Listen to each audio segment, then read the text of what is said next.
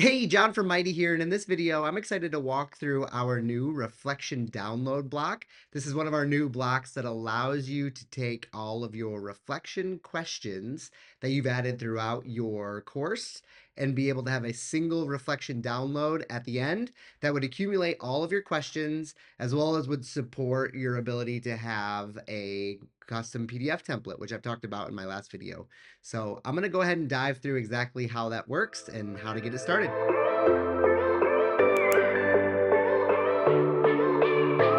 All right, so in my test reflection course, I'm going to walk through kind of the experience that you would set up if you've got a pretty robust course and you want to ask reflection questions along the way and then have a summary type block at the end. So I'm just going to jump to that block just to kind of show you what this looks like. I've already got it built up here, but basically this is within the Mighty Block library. We've got our reflection download. And with this, again, we're just combining all of those reflection answers into a single download experience. So right here, we've got a prompt that you can just provide above your download button.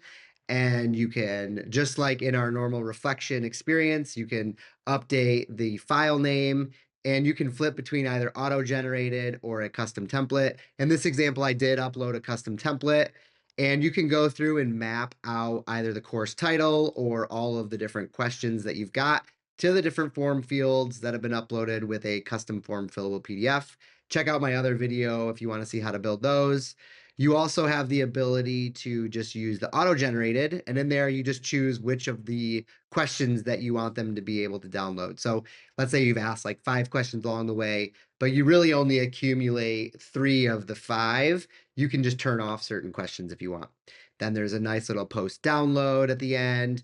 You've got normal card styles that you can set up, any sort of labels for the download button itself.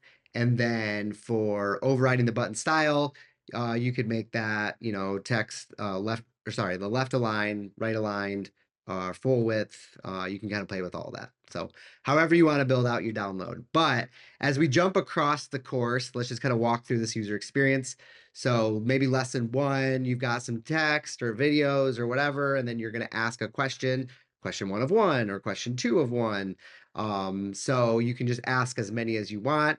You could certainly within your reflections keep on the allow them to download, or you could turn that off. You don't necessarily have to have this store in your LMS. This should also actually just work across what's called session storage, where we'll actually persist those answers. And what's cool about that change, which I'll show you here, is in preview, you can actually preview this. And in fact, let me back out all the way to just a general course preview. You can jump into lesson 1. This is answer 1. And then we've got what is answer 2. So we got that there.